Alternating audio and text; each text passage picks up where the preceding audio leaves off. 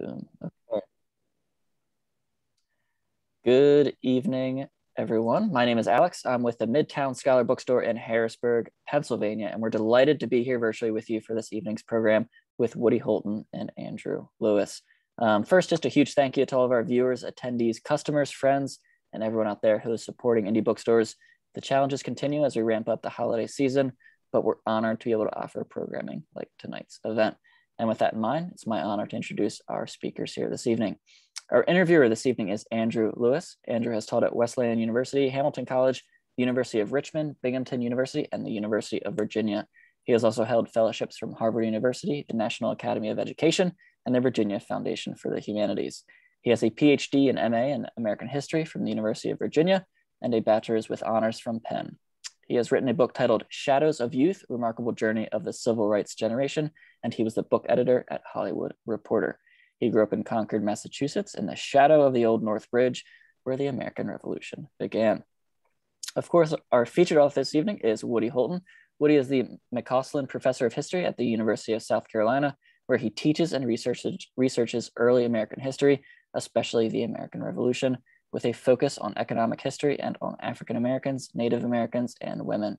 He is the author of several previous books, including Abigail Adams, which was awarded the Bancroft Prize. His second book, Unruly Americans and the Origins of the Constitution, was a finalist for the National Book Award. Of course, Woody's new book that we are here for this evening, here it is. It's titled Liberty is Sweet, The Hidden History of the American Revolution. Got to read just one blurb. This one's from the one and only Nicole Hannah-Jones, who writes, quote, "This book unsettles the reader in the best possible way and shows once again how the simplistic histories of our founding fail to explain the divided country in which we all live," end quote. Some quick housekeeping notes. If you have a question for Woody or Andrew, please use the Q&A button towards the bottom of the screen below our faces here. We'd love to hear from you, so ask away at any point, and we'll try to get to as many questions as possible towards the end of the program.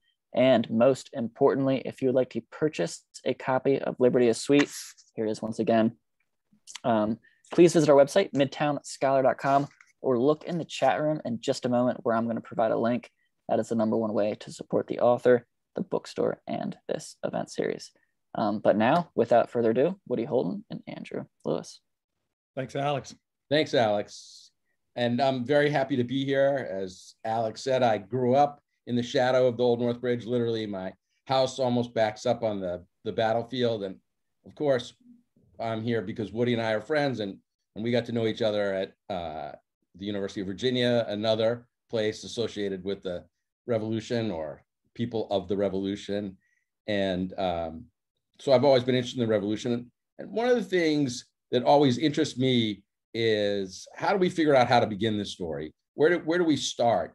We're talking about this, and you start in 1755. I was wondering if you could just talk about why you started there. Thank you for the question, and thank you for doing this, Andy. I started on July 9th, 1755, with the Battle of the Monongahela, which took place 8 miles east of Pittsburgh, because I knew I was someday going to be hosted by Midtown Scholar. And I wanted to say that it wasn't Concord, Massachusetts, where the American Revolution began. It was Pennsylvania. That is, on the shores of the Monongahela, when a British American army was trying to capture Pittsburgh from the French and was stopped partly by the French, but even more by their Native American allies. And they described that defeat as coming not so much from the French soldiers they fought, but from the Native American soldiers that they fought. And the British described the people who caused them 2/3 casualties, an enormous number. They described them as invisible enemies. And so that seems significant to me, because so much of what we think we know about the revolution is invisible to us, and actually sort of more visible to them. So there's one reason to start with the Battle of Monongahela. Another one is, it's sort of the formative moment for many of the people who would fight in the Revolutionary War 20 years later on both sides. So George Washington was there.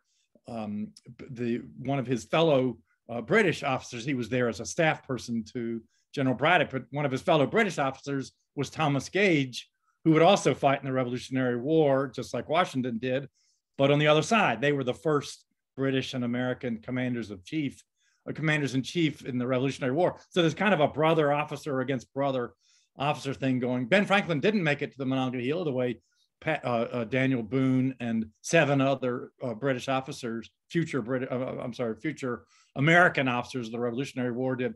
Franklin didn't make it out to the Monongahela, but he went around places like Harris's Ferry, now Harrisburg, to round up the livestock the oxen that would pull the carts and the carts that got them all out there. So I think there's a real sense in which the Revolutionary War did not begin on the banks of the Concord River, but on the banks of the Monongahela. And one more reason for that, Andy, is that it was really Parliament over in London rather than free Americans like Thomas Jefferson and George Washington. Parliament that was dissatisfied with its relationship with the colonies. In a lot of ways, Parliament thought the colonies were getting a free ride, and that all really came into focus during the French and Indian War, or the 7 Years' War. Those are both misnomers, but that war that began in 1755 really told Parliament, we need a change. This isn't working for us.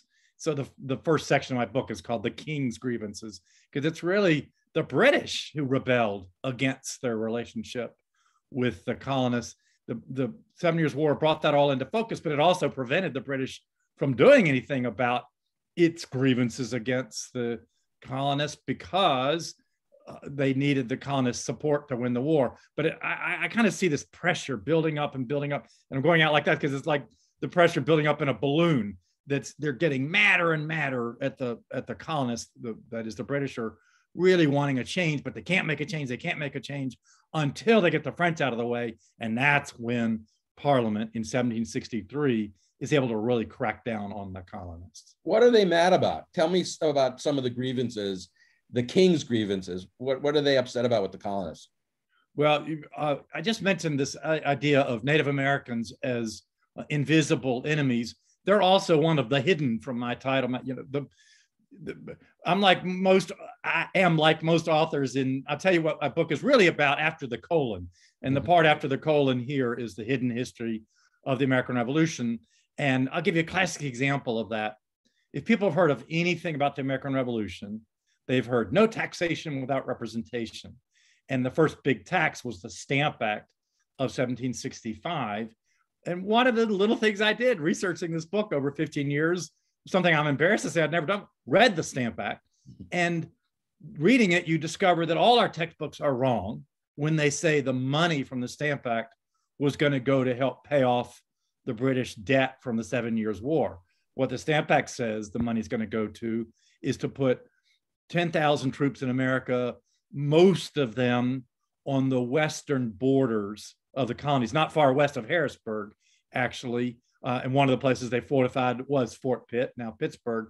And the idea of these troops was that they would serve as sort of a human wall between Western colonists in places like Carlisle and Harris's Ferry that were on the western border of the colonies. These troops would be a human wall between the Western colonists and the Native Americans. So protecting the colonists from the Indians, but also protecting the Indians from the colonists, because the British didn't want another war against the Indians. So who's going to pay for this? Well, why not make the colonists pay for it? So my line that I couldn't resist in the book was that Britain decided to build a Western wall on the border, a human wall on the Western border of its American colonies, and make the colonists pay for it. And so I'd even go so far as to say, if it hadn't been for the Native Americans being there, Parliament never would have adopted the Stamp Act.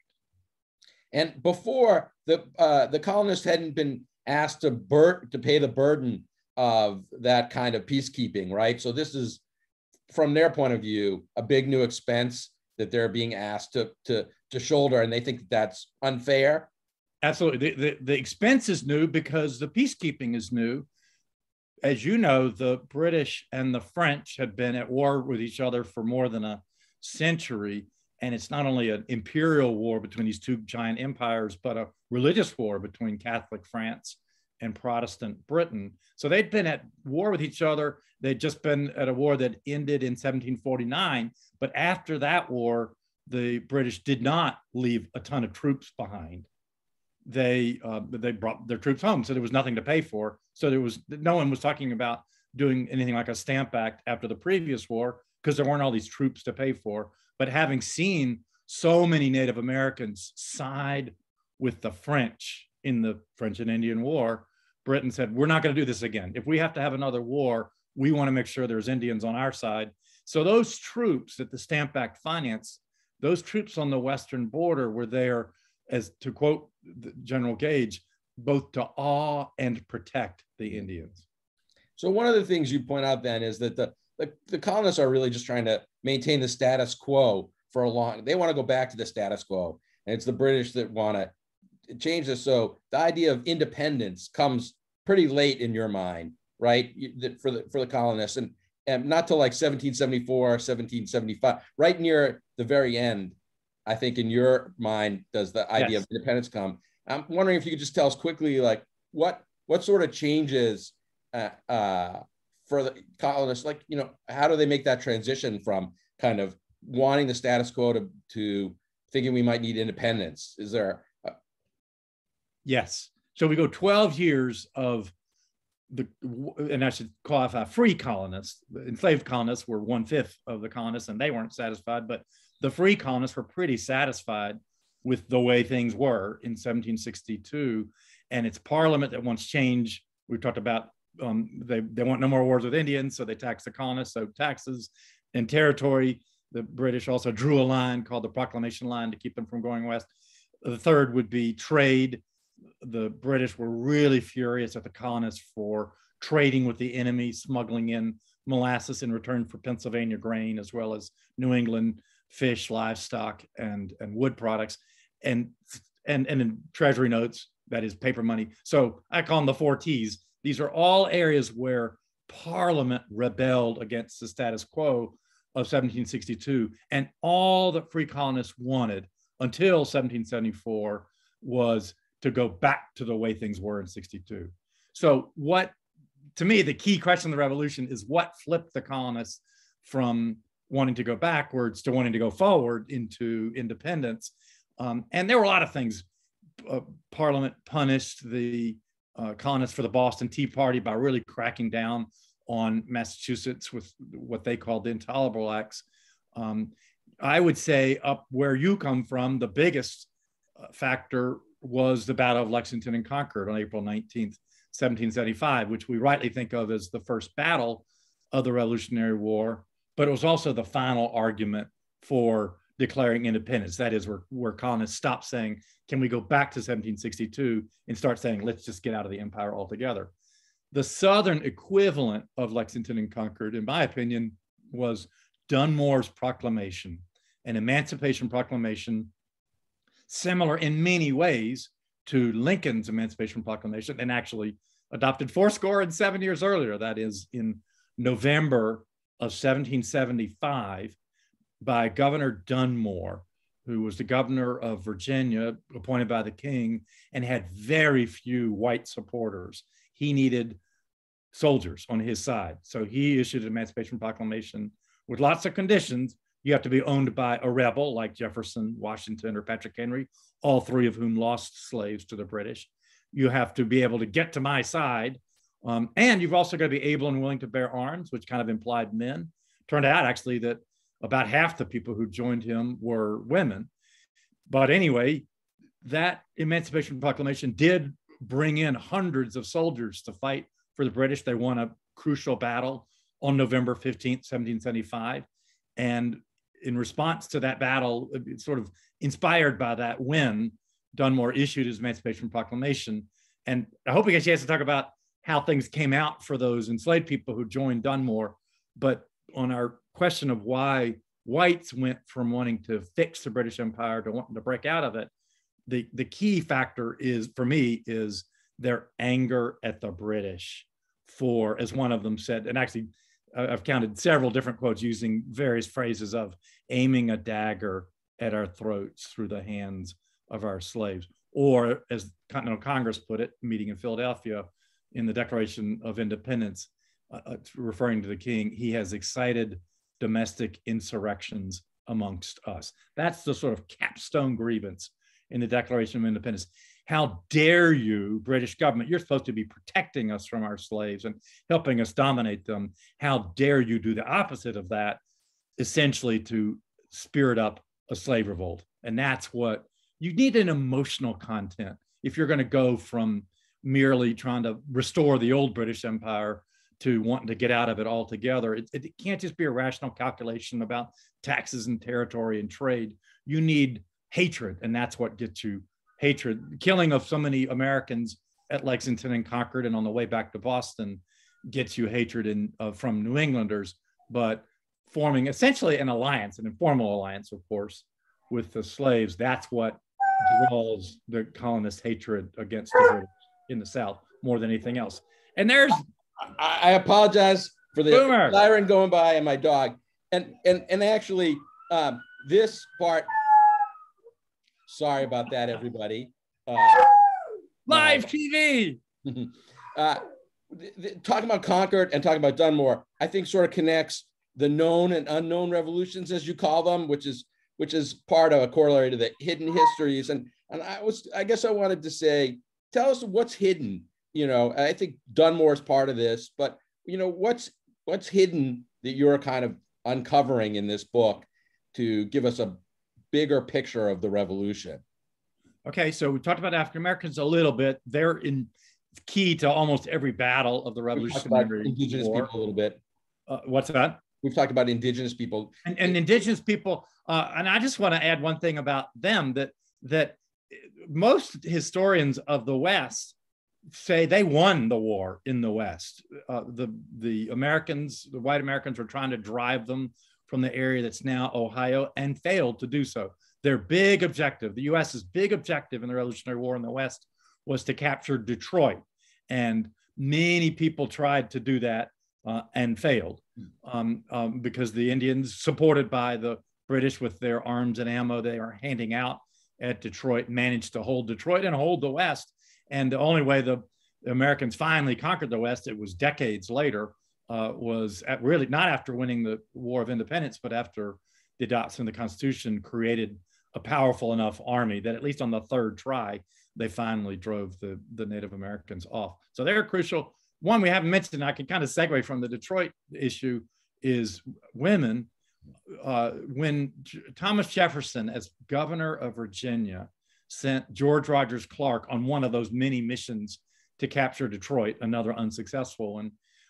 The line he used, saying what he wanted, the reason he wanted to drive those Indians from their land, was to create the Empire of Liberty. And my friend, Gordon Wood, we're kind of mad at each other at the moment, but Gordon wrote a wonderful book called Empire of Liberty, picking up that great phrase of Jefferson's. But it's important for people to remember Jefferson was Native Americans are really crucial to that letter. He wasn't just sort of using Empire of Liberty in the abstract. But you know who else was crucial to that letter that Thomas Jefferson wrote in December of 1780? A Pennsylvanian named Esther Reed, who was wife of the president of Pennsylvania, as he was called at the time. It was actually a very weak position, but he was as high up as you could get in Pennsylvania politics.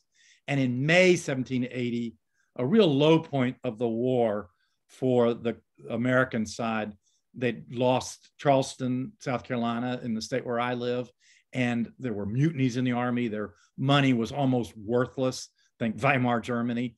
It was morale was at zero. And so Esther Reed in Philadelphia organized the women of Philadelphia to go knock on every single door in this city of 35,000 people, collecting money to make a gift to the soldiers. And she was upper class. Upper class women aren't supposed to be going out in the street, door to door like that in the 18th century world. So she had to justify it. She wrote a pamphlet saying, hey, look, this isn't so new. Catherine the Great, Elizabeth I, who was Shakespeare's queen, they expanded the Empire of Liberty. And that's the first use of that phrase, Empire of Liberty, other than as a reference to heaven. The first time that phrase had been coined as referring to the real world. And she sent a copy of that pamphlet to Jefferson. And so I'm pretty sure he got what is one of his most famous phrases, Empire of Liberty, from Esther Reed. I mean, one of the things that's great about that story and great about this is, I think when I learned about the revolution, and maybe this is you too, it feels like it's mostly a conversation or an argument between the founders and the king, that it's a two-way conversation. And what we see here is the founders especially reacting to lots of things, right, that are happening around them, that they're reacting to indigenous people, they're reacting to women, they're reacting to African Americans, and that those things are shaping their decisions. Would that be fair to say? And it's not just, it's not a Schoolhouse Rock special in which, the colonists are yelling at the king. And that's the way we sort of, I think, have thought about the revolution. Do you think that's fair? Is that? Yes. There's the famous Trumbull painting of the presenting of the Declaration of Independence. It's on the back of the $2 bill. And it's all white guys, almost all wealthy white guys. But the real story is a lot more complex than that. And actually, just to pick up on you're talking about women, Esther Reed, this internal conflict. I gave you the short version. The somewhat longer version of that is that they raised all this money, and George Washington said, "Great, I want you to go out and buy shirts for the soldiers." And she stood up to Washington and said, "No, we wanted to give them cash. Let them spend it however they want. You owe them shirts. You're their employer. You got to give them uniforms." And Washington said, "No, not cash, because they'll go out and waste it on liquor." And she kind of gets into this battle with Washington. She lost on that, but she won on another key point. He wanted her to put the money in a bank that had been founded by her husband's enemies, and she said, "No, we'll put it where, we'll basically put the money under our mattresses instead." And she beat Washington on that. So even those Esther Reed and George Washington, who were on the same team, disagreed. And while we're talking about women in the war, since she was a civilian, I can't resist mentioning the cover image discovered by or rediscovered by an archivist named Ellen Clark at the Society of Cincinnati. I'm going to try to hold my image up as close as I can, because it's this image on the front of the book is sort of your classic, what you would expect on the cover of a book.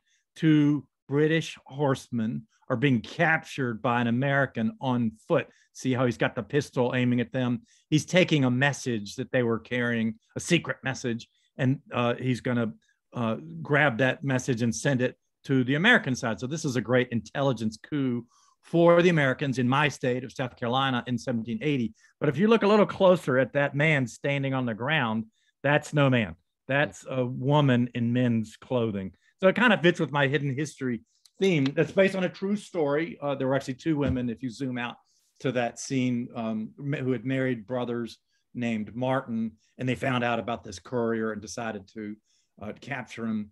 And there turned out to be, I know you're a big Paul Revere fan, as you should be, but there were women, Paul Revere's in the South, in South Carolina in particular, who really saved American militia units on 3 occasions that I can think of by riding ahead of British troops to warn them. So they were involved in, women were involved in spinning matches, as they called them, during the nonviolent phase of the war, or before it became a war, but they were also involved in all kinds of ways that people don't know about during the war itself.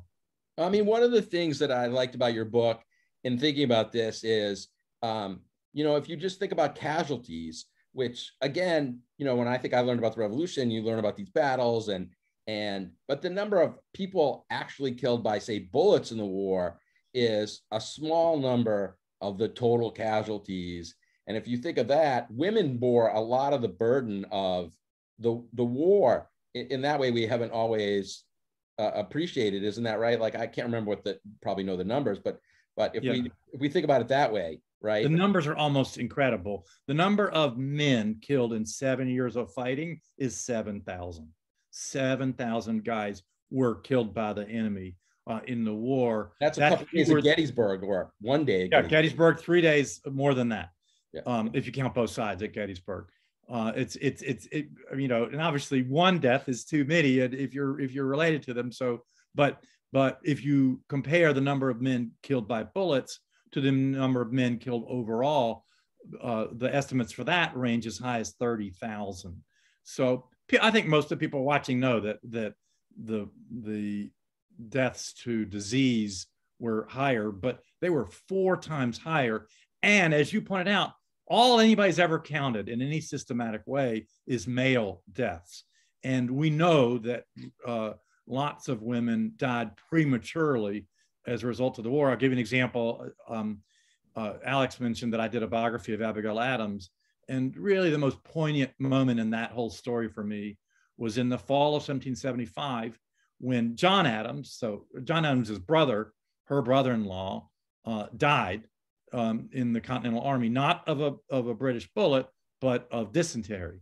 And that dysentery is very contagious. It spread beyond the camps with, for instance, a lot of the women who were traveling with the army and working for the army, saving lives by washing shirts, because shirts carry typhus, which is one of the great killers, you know, the lice in dirty shirts.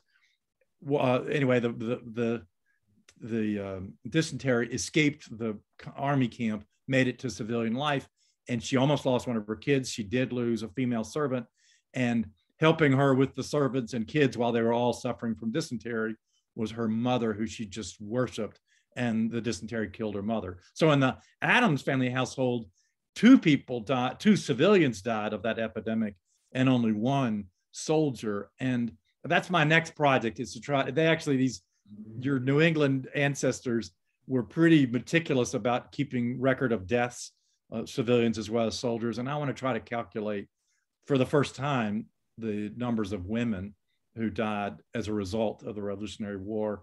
We know for the Civil War, they've recently there's a cool article that updated the estimate of men who died from 660,000 to 750,000, but still it's just men. And so I would say the biggest impact that the Revolutionary War had on many women was that it killed them. That's really fascinating. And I guess we're going to take questions in a couple minutes, but if we could talk about, what can you tell a little bit what the war was like? I mean, you were talking about the disease, but militarily, what was the war like? There's a long-standing debate to the extent to which it's regular soldiers or the militia that's more responsible for winning. Why did the Americans win the war militarily? It's always been a mystery to me at some level, right? They shouldn't win. You think because the British are so powerful. What sort of? Let me take those 2 specific questions because they're both great ones that I really engage with in the book. The first one on militia versus Continentals. It's kind of a pendulum, sort of like our elections are pendulums, but it's a pendulum on which generation gives credit for the win to the Continentals versus which credit gives credit for the win to the militia. And it's clear that both played an important role. I would say right now we're in a phase where the Continentals are getting not too much credit, but too much credit relative to the militia. And it's seeming like the Continental Army won the war. And I'll just give you one example of that from near where I live here in what was then the backcountry of South Carolina, the Battle of Cowpens in January of 1781. Without going into all the details of the battle, it was sort of a lucky win, a big win for the Americans, but a lucky one because the American general, Daniel Morgan, had allowed himself to be caught by Tarleton, one of the really brutal British officers, in an open field. And you never want to get caught in an open field. And when other people after the battle said, why, good thing you accidentally won, but why did you let yourself get caught in open field? And here was his answer. He said, well, I had to fight there because I wanted to back my militiamen up against the broad river because I was afraid they'd run away if I didn't have a river, like a baseball backstop behind them to force them to fight, sort of like Cortez burning his boats. And so that's why I fought where I fought, so that I had the river behind me so that my cowardly soldiers couldn't run away. Well, then I finally drove up there to see, okay, I'm at the battlefield and I go, well, where's the broad river that's supposed to be right here? The broad river is 5 miles away. And so he was BSing. when he said that he was backing him up against it. The real thing is he was blaming the fact that he got caught in the open where he shouldn't have been, blaming it on his men, and he moved the damn river in order to make that stick. And I don't care, you know, people do that all the time, explain away their defeats. But here's what I do care about.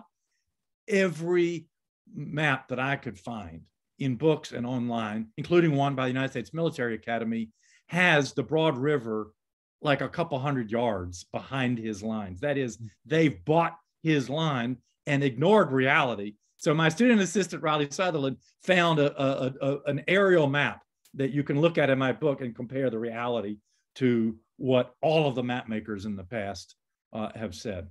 And then I've used up, sorry, go ahead. Well, I was going to say, we have a lot of great questions. I thought we maybe would start taking a couple of them. Give me one sentence to answer your other one, and I'll just answer provocatively and challenge people to meet me on Twitter, Woody Holton USC, or look at the book and send me an email, because here's the provocation. You asked why the Americans win? Because their victory was inevitable. They were playing defense. And as long as they remembered that, as at Bunker Hill in your state, yes, they would have to give up ground, but every time they gave up another hill, they inflicted another 50% casualties on the enemy. And so as long as they didn't go on offense, which Washington often wanted to do, they were going to win. It was an inevitable American victory. All right, I want to come back to inevitability in a second, but let's take a couple questions. One that relates to what we were talking about both and to today. Somebody asked, was Washington's best strategic decision during the war inoculating his army for smallpox? I do think that, absolutely. In agreeing, and what I'm mostly entirely doing is agreeing with Elizabeth Finn, who wrote a book with a wonderful, clever title, Pax Americana. And what she points out is that Washington initially opposed the idea of inoculating the army, the army against smallpox. Inoculation in those days was dangerous. 1% of the people, nothing like vaccination against COVID today, 1% of the people who got inoculated against smallpox died, because the way you did it was to give them a mild case of smallpox. And he didn't want to lose 1% of his soldiers. And he was also worried about the fact that while you're under inoculation, you get the virus, and so you're contagious for 2 weeks. So he thought in the course of preventing his soldiers from getting it, he would spread it to those who were waiting to get it. And so he had a lot of good reasons for not wanting to. So yeah, you could say that George Washington initially was a vaccine skeptic, just like we have today. But as his soldiers continued to die, George Washington did something that we tend to deride politicians today for doing, and that is he changed his mind. But it's one of the many cases where he changed his mind in a way that was very favorable to the American cause. He did, in February of 1777, go ahead and inoculate the troops, and really saved his army by doing so. Like many vaccine skeptics today, reality intruded on Washington's skepticism. One other question we had, which is a scholar's question, which is to talk a little bit about the research materials. In particular, somebody was curious, what sources benefited you the most in doing this?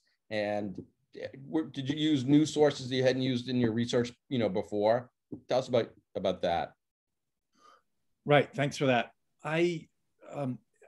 So I've written a bunch of previous books on the Revolution, and have been, for instance, to Harrisburg, to the State Historical Commission, has great records that I used in my Constitution book, especially. And I've been to not quite all, but most of the 13 original states, and also to London. And there's a great archive in Ann Arbor, Michigan, that has General Gage's papers, and Cornwallis and others, for instance. So I've been to a lot of archival places on previous books, but to be honest, except for a few, like the Gates papers, Horatio Gates was the hero of the Battle of the victory at Saratoga, and then the GOAT at the Battle of Camden, just 20 miles east of where I'm sitting right now. So I did use some additional archival stuff, but I mostly used archival stuff I had before. The big new thing for this book was soldiers' memoirs, letters, and diaries from, I almost said both sides, but really all sides, because we have Germans and we have some writings by enslaved people who fought on the British side, mostly religious writings, but they tell their story in the course of those. So short answer is printed primary sources, that is memoirs by soldiers and civilian participants in the war. And I'll tell you, one of the nice things about them, this is true of archival material too, but it's easier with the books. If anybody has a question about a particular quote from the book, I can look it up on my computer, because with HathiTrust and archives.org and Google Books, all that stuff is sitting on your computer. So I was doing so much, I was covering so much ground, and I was covering battles in a way that I hadn't before, that ended up being the most useful source, and also the source of writing a narrative. Because one thing we haven't mentioned, Andy, is I do try to make a lot of original arguments about the war, but I'm touting this book as the first book about both the run up to the revolution and the war itself that makes a lot of arguments, that offers fresh insight, all that stuff, but that's a narrative too. So you'll see each chapter is chronologically in front of the chapter behind it. And that's what I really wanted to do, was to not have a chapter about Native Americans and a chapter about women and a chapter about the battles, or two chapters about the battles, but to integrate everybody into every chapter. And those memoirs, letters, and diaries really helped me do that. And how about just for Native Americans? I would think it's hard to reconstruct that history. What kind of material do you use for them? It's super hard, but a lot of people who, some people who were natives themselves, and others who spent a lot of time with them, like Mary Jemison, who was captured not too far from Harrisburg, actually between Harrisburg and Pittsburgh, captured by Indians, adopted by them, later had a chance to return, but chose not to. Married a native, a Seneca man, had kids with him, and lived out her life in upstate New York among the Seneca, one of the Six Nations of the Iroquois. And so her memoir is really helpful. I mentioned she started her Native American life. She really became an Iroquois. She started her Native American life as a captive. One of our great sources is stories by people, memoirs by people who were captives and who were returned. She never did return, but others who did return wrote up their stories. And so, for instance, there's a frankly terribly racist account by a guy named Oliver Henry about the people who captured him and their attempts to adopt him. And he talks particularly about his adoptive mother. Kukuchi was her name. She was Mohawk, but she lived out in what's now Ohio. And she was a medicine woman, that is, a doctor. And he mostly says bad things about her, but Helen Tanner, reading that account against the grain, painted this beautiful portrait of her in an article called Kukuchi, Mohawk Medicine Woman. And that put me on to Tanner's, not Tanner, to Oliver, I just said his last name, I forgot it. But anyway, put me onto his memoirs, Oliver Henry, I think was his name, about her. So we wish that we had much more. A lot of historians have very cleverly used archaeological evidence, the things that people wore, the tools they carried, and so forth. But I think if you use it extremely carefully, people writing about Indigenous people who care a lot about them, of course, they've got racist biases, like I just mentioned, but they have a self-interest in getting it right, and so that helps. A couple of related questions here, and I remember when I learned about the revolution. You learned what 1/3 were in favor of it, 1/3 were, loyalists, and maybe 1/3 were in the middle. Is that how the old chestnut, I think? But somebody asked, what percentage of the colonists favored independence, and what percentage favored loyalty to Britain, and how did this change over the course of the war and by region? Well, I'm really, really glad that you asked that last part about how did it change by time and region, because it changed so much according to both of those. You'll remember I said at the start of our conversation that until 1774, with the possible exception of a few New Englanders, almost nobody favored independence. And by the way, before I forget, I said Oliver, I forget what I said, his last name was Oliver. His name was Oliver Spencer. I hate getting that wrong because I really recommend people read about him and Kukuchi. But so the short answer to that question is, I'm not going to answer that question about what percentage were this and that, because it's a rolling thing that starts with 12 years of nobody favoring independence, and then New England really turning towards independence in 1774 with the Intolerable Acts, as they called them, and in 1775 with the British Army killing people on the green at Lexington and by the bridge at Concord, and then all the way home. And then Dunmore's proclamation and other factors that we haven't had time to mention, like common sense appeared in January 1776 in Philadelphia. Thomas Paine's really radical screed saying, hey, you know what, if we declare independence, we're going to get a republic. And a lot of people, I think, came around to supporting independence because it meant a republic. That is, that they were going to have a more equitable relationship with their fellow Americans, that is the gentry types like Benjamin Franklin and the Morris, Robert Morris and Gouverneur Morris and so forth. And so it just changes so much by region and time that it's not a fair question to ask. And we also have to ask, do we define the Iroquois as loyalists, since most of the Iroquois fought on the British side, and African Americans who fought on the British side? Should they be considered loyalists? I kind of go along with the great historian of African Americans at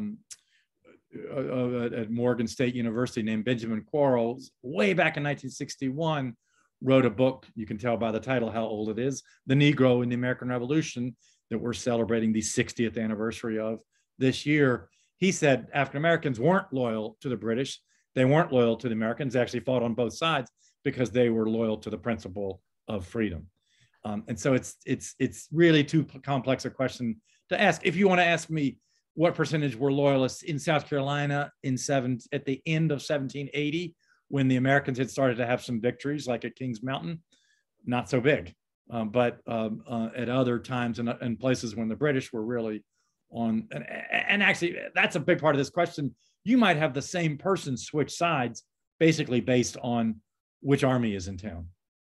And also, I think one of the things that we need, I think you make this point in the book, is we need to make a distinction between, independence, favoring independence, and favoring like a new country. There's still a big gap, it seems to me, between the idea that they should break off from Britain and then getting to the idea of a United States or a country. I mean, those are two different things, right? And a big gap in people's thinking exists, between those two. Is that right? Well, you could draw the line where you want to, and I can draw it where I want to. But the key thing that I think you and I are agreeing on is that it came in stages, and you have to see the stages, or it doesn't make sense. We got into this big controversy over the 1619 project, where what is it? We've only got 11 days until the book version of the 1619 project. But back when it was a special issue of the New York Times Magazine, one of the big arguments that Nicole Hannah-Jones, the creator, mentioned in her essay was that once Governor Dunmore issued his Emancipation Proclamation, that really infuriated a lot of whites and helped drive them towards independence. And a lot of people disagree with that because they misread it. I think in some cases they deliberately misread it to say that the Stamp Act didn't matter and the Boston Tea Party didn't matter. And I don't think that was her point at all. Her point was pretty impressive from someone who doesn't, like you and me, have a PhD in history, but who was a journalist. She recognized, Nicole Hannah-Jones did, was that this war came in stages, that there were a lot of things that made the colonists mad. But again, the form the colonists' anger took until well into 1774 was, why can't we just go back to the way things were in 1762? And so all of these other factors, in my opinion, got the white colonists to the point where they were nostalgic for 1762. Only then do enslaved people become a really important part of the story, as do indigenous people, because they were also forming formal alliances with the British by 1775. That's when they kick in as an important group. So if you ask the question is, did blacks through their activism cause whites to be involved in the American Revolution? If you ask it that way, I have to say no. But if you look at it in stages, were African Americans and Native African Americans really crucial to the early stages? I say no. Were they crucial to the later stages, 1774 to 1776? Then I say yes. And so this notion, to sound sophisticated, I'll use the term stadial view, that is just taking place in stages. That understanding the revolution is really crucial to the other understanding that we've talked about, the importance of all these hidden groups. Although I will say Native Americans were crucial right from the start, because they were the ones who, by siding with the French in the previous war, without specifically having this intent in mind, they were the ones who motivated the British to draw that line along the crest of the Appalachian Mountains, saying basically that Harrisburg would have been the last big town going west in Pennsylvania, because beyond that, you're in Pittsburgh. Pittsburgh's on a river, the Ohio, that flows into the Gulf of Mexico, not into the Atlantic. So that was an Indian reservation, to use modern language that was verboten to the colonists. And against that, Pennsylvania land speculators like Benjamin Franklin, Virginia land speculators like George Washington and Thomas Jefferson, that's one of the things they were rebelling about.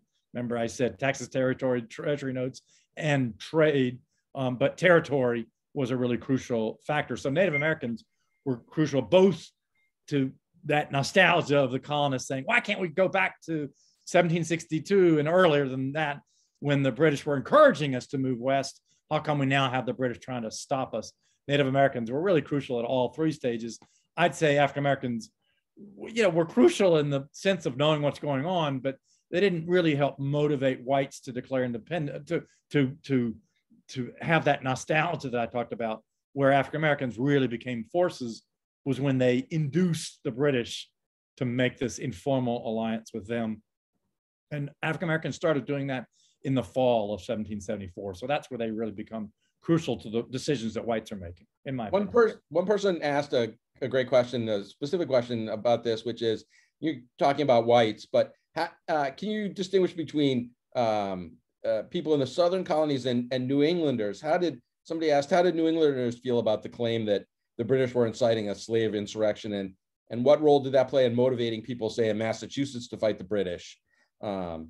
Right. Well, I mentioned that I date the beginning of Black initiatives here to the fall of 1774. And actually the very first evidence we have, and it's imperfect evidence to be candid, but the first evidence we have of Black initiative in the Revolutionary War, it comes from New England, actually, from Abigail Adams, who wrote a letter way back in September of 1774. She had heard that several enslaved Bostonians had gotten up a petition and delivered it to Thomas Gage, that ubiquitous British commander-in-chief, who at the time was also governor of Massachusetts. And in this petition, these enslaved Bostonians said, give us our freedom and we'll fight for your side. Because, like Governor Dunmore, a year later, Governor General Gage needed troops, and they said, we'll be your troops. All we want in return is our freedom. And so this is not a strictly Southern thing, but I would say that in New England, there were other larger factors, like, imagine if the American army, after January 6th or something, just marched into Virginia and started shooting people. Virginians would turn against the national government. And that's that's a bad analogy, but that's the best I can come up with to try to get into the minds of people in your state of Massachusetts of having, famously, Paul Revere didn't really say the British are coming, because he considered himself British. But that next day, April 19th, 1775, began the transformation of him into not being British. I'm not one of those people who would go out and shoot militiamen in Lexington and Concord. And so anyway, I think that's a bigger factor. And there's lots of other factors we haven't talked about, and we don't have time, but the Hessians, the fact that the British were hiring Hessians. There's one that had an impact everywhere. Lexington Concord had an impact everywhere. But I think what the listener is asking about is, was the role of enslaved people larger in the South? And the answer is absolutely yes. You were saying, and for our last question, you were saying that Paul Revere didn't say the British were coming because, you know, he thought of himself as British. And one of the things I was wondering about when you were saying with Washington that winning was inevitable, but was independence inevitable? I guess I wonder, what if we think about counterfactuals and alternatives? I'm just wondering, how inevitable was it that there were the colonies in Britain, I mean, not the colonies in Britain, the British colonies in America would break off and become, you know, an independent country? Is there a version of history in which they stay a British colony for a century or more? Or do you think that the development of the colonies was such that whether it was revolution, you know, you talk about all these things happening, and maybe it would be another step, but that it was inevitable that because of the development that they were gonna break away? Do you have a thought about that? Yes, I think. I mean, you know, I don't do counterfactuals in the book, but hey, it's just you and me chatting on a Friday night. Here we go. If I like to say no Indians, no Stamp Act, but for the reasons that I mentioned to you previously. And I also think if you take the Anglo-Black Alliance out of it, that is Dunmore's Emancipation Proclamation, and I just tweeted out something from North Carolina where there is no official Dunmore's Proclamation in North Carolina, but they suspected their governor, Josiah Martin, of doing the same thing. And they, I can't remember the exact quote, but something to the effect of, Governor Martin and Governor Dunmore have been comparing notes. And so this was a South-wide fear and tremendous anger against the British. And the reason I mention it in this context is if you are playing counterfactuals, and if you take Native Americans and African Americans out of the picture, then you take the South out of the Revolutionary Coalition. And without the South, you know, South Carolina and Virginia compete to say which was the wealthiest of the colonies, but it wasn't Pennsylvania. Pennsylvania was on the rise and soon would be the wealthiest colony. And if you only count free people, Pennsylvania was the most populous colony, but why not count everybody? In which case, Virginia becomes the most populous colony. So if you take the South out of the Revolutionary Coalition, which I think you do, if you remove Native Americans and African Americans, then I think you don't get a revolution. And what we now call the United States, it slowly evolves into independence the way Canada did. And maybe we still have the Queen on the money like Canada does even today. Yeah, so we might still be celebrating, you know, Commonwealth Day in a different version of, and counting in pounds and shillings. Absolutely. Well, they don't use pounds and shillings in Canada, but yes, I see your point. Absolutely. Thanks. Alex, I think we're used our whole hour up. Yeah, we used our whole hour. This was awesome. Thank you, Andy. Thank you, Woody, for joining us this evening. Again, the book is Liberty is Sweet, The Hidden History of the American Revolution. It's now available at the Midtown Scholar bookstore. Come visit us in store. Check out our website, midtownscholar.com, or simply look in the chat room where I provided a link there for you. Thank you to our audience members. Thanks, everyone, for tuning in, for your questions. And I'd just like to kick it back to Andy and Woody. If you guys have any last comments or anything you'd like to say to our audience. Thank you for joining us. Woody, do you have anything to say? I say that Andrew Lewis wrote an amazing book about the civil rights generation, especially after, when a lot of people who had been great friends became bitter enemies. And sometimes some got reconciled and some didn't. John Lewis, who just passed away a couple of years ago, was a major part of that story. It's an amazing book. It's called The Shadows of Youth, and you can buy it from the Midtown bookstore, Midtown Scholar, online. Not so different than Jefferson and Adams, whose relationship fractured, and then famously Jefferson survives. Adams says on Alex, invite us back to have that. That would be a great comparison. John Lewis and Julian Bond, as in compared to Jefferson and Adams. That would be a fun in-person event next time. Excellent. We'll bring you both back. I used to teach at Bloomsburg. I'd love to come back. I'll see Thank you. you for having us. All right. Thanks, guys. Bye. Have a good night. See ya.